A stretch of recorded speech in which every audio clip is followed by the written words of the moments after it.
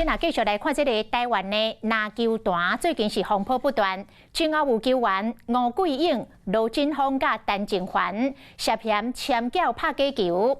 中华篮球协会嘛，伫今仔日找3个篮球联盟的代表紧急开会来讨论。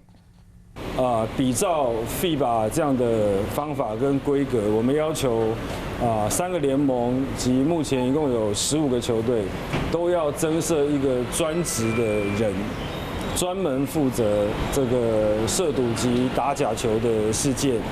那么这专职人员呢，大家应该要定期或不定期的沟通，然后分享掌握到的管理状况。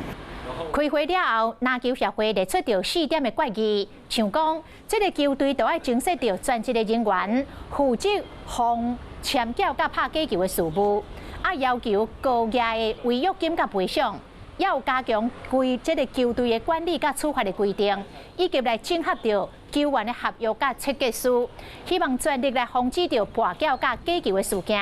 协会讲，清理门户绝对袂软手。Hello， 我是蒋欣梅。想要抢先掌握最及时的新闻资讯吗？赶快订阅、按赞、开启小铃铛，锁定华视新闻 YouTube 频道。